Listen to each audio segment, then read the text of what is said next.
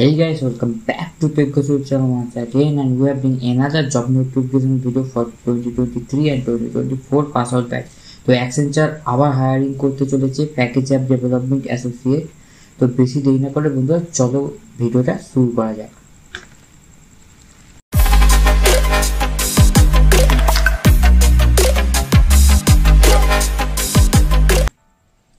তো অ্যাকসেঞ্চার বিগত কয়েক মাস ধরে কিন্তু হায়ারিং করতেই চলেছে। তো আবার কিন্তু এই জব পোস্টটার জন্য আবার হায়ারিং স্টার্ট হয়ে গেছে, যেটার এক্সপিরিয়েন্স কিন্তু 0 মান্থ থেকে 11 মান্থ অবধি হতে পারে।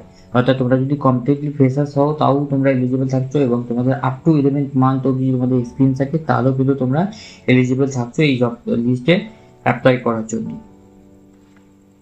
তো লোকেশন আমরা যেটা দেখতে পাচ্ছি, মোটামুটি ইন্ডিয়ার সমস্ত লোকেশনের কথা এখানে কিন্তু মেনশন আছে।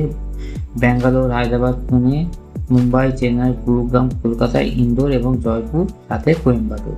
ঠিক আছে, তো এই নিচে দেওয়া লিঙ্কে গিয়ে তোমরা অ্যাপ্লাই করে দিতে পারো। তো এখন লাস্ট ডেট টু অ্যাপ্লাই কিন্তু কোনো কিছু মেনশন নেই। তো জব ডেসক্রিপশন কিছু দেওয়া আছে যেগুলো তোমরা নিজেরা গিয়ে পড়ে নিতে পারো।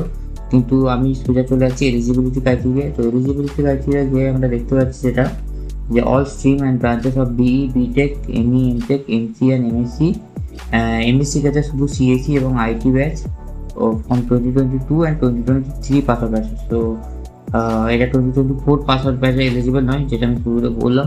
তো সরি ফর দ্যাট। তো এটার জন্য কিন্তু এলিজিবল ব্যাচ হচ্ছে 2022 এবং 2023 পাস আউট ব্যাচ।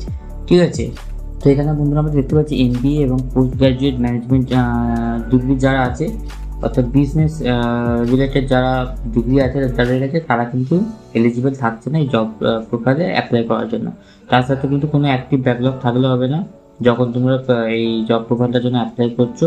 তো তার সাথে আরও দেখতে পাচ্ছি এখানে যে you must complete your BTech in 4 years. অর্থাৎ তোমরা যদি কেউ ইয়ার ল্যাক খেয়ে থাকো তাহলে কিন্তু সেক্ষেত্রে তোমরা কিন্তু এলিজিবল নয়।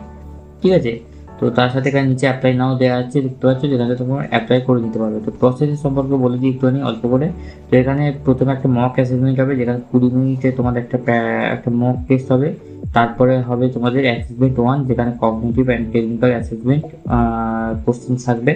তো সেখানে 90 মিনিটস তোমাদের 90 কোশ্চেন সলভ করতে হবে। সেখানে কিন্তু ইনক্লুডেড আছে ইংলিশ, ক্রিটিক্যাল থিঙ্কিং অর্থাৎ রিজনিং, এবং তার সাথে কিছু মাইক্রোসফট ওয়ার্ড অফিসের সম্পর্কে কিছু কোশ্চেন থাকবে, কিছু নেটওয়ার্কিং, সিকিউরিটি এবং ক্লাউডের সম্পর্কে কিছু কোশ্চেন থাকবে, এবং কিছু থাকবে সিউডো কোড। ঠিক আছে, তো তোমরা যদি মোটামুটি এলিজিবল হও তো 5 থেকে 10 মিনিট পরেই কিন্তু তোমরা নোটিফিকেশান পেয়ে যাবে যে তোমরা এই রাউন্ডটা তোমরা ক্লিয়ার করেছো কি করোনি। তো সেক্ষেত্রে তোমরা কিছুক্ষণ ওয়েট করার পরে কিন্তু তোমরা যদি ক্লিয়ার করে থাকো তোমাদের চলে আসবে অ্যাসেসমেন্ট 2, যেটা হচ্ছে একটা কোডিং রাউন্ড। তো কোডিং রাউন্ডের কাজ C++, .NET, জাভা এবং পাইথন, এই 5টা প্রোগ্রামিং ল্যাঙ্গুয়েজে তোমরা প্রবলেম সলভ করতে পারবে, যেটা ডিউরেশন হবে 45 মিনিটস, এবং সেখানে কিন্তু 2টো কোশ্চেন থাকবে। তো সেই 2টো কোশ্চেন্সের মধ্যে মিনিমাম তোমাদের একটা কোশ্চেন অ্যাটেন্ড করতেই হবে, সেটা জাস্ট কমপ্লিট টেস্ট কেসগুলোকে রান করতে হবে, তবে কিন্তু তোমরা এলিজিবল হবে ফার্দার প্রসেসের জন্য। ঠিক আছে, তো তোমরা যখন এই রাউন্ডটা কমপ্লিট করে নেবে তারপরে তোমরা জেনে যাবে যে তোমরা ফার্দার তোমরা এলিজিবল হচ্ছো কিনা, বা তোমরা এই রাউন্ডটাকে ক্র্যাক করেছো কিনা। তো তারপরে চলে আসবে অ্যাসেসমেন্ট 3, যেটা হচ্ছে একটা কমিউনিকেশন অ্যাসেসমেন্ট, যেটা মোটামুটি তো 30 মিনিট ধরে কিছু কোশ্চেন তোমাকে করা হবে, এবং সেগুলো অ্যান্সার করতে হবে। কিছু ভোকাবুলারি, কিছু প্রোনাউন্সিয়েশন প্র্যাকটিস হবে। তো সেখানে ফ্লুয়েন্সির সাথে কিছু লেখা থাকবে, সেগুলো ফ্লুয়েন্সির সাথে বলতে হবে। তো এটাই জাস্ট, এটা নন এলিমিনেশন রাউন্ড। এটা নয় যে তোমরা এলিমিনেট হয়ে যাবে ঠিকঠাক না করলে।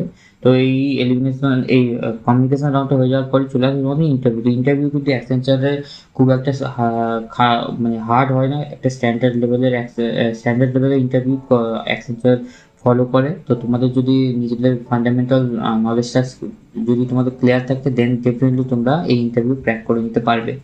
তো এটাই ছিল আমাদের আজকের ইম্পর্টেন্ট জব নোটিফিকেশন, যেটা 2022 এবং 2023 পাস আউট ব্যাচ যারা আছো তারা কিন্তু অবশ্যই গ্র্যাব করে নেবে এই অপরচুনিটি। তো ভিডিও যদি তোমাদের ভালো লাগে অবশ্যই ভিডিওটা একটা লাইক করবে আর বন্ধুদের সাথে শেয়ার করবে যদি তোমাদের কোনো বন্ধুরা এলিজিবল থেকে থাকে, বা কারো যদি অ্যাকসেঞ্চার ড্রিম কোম্পানি হয়ে থাকে।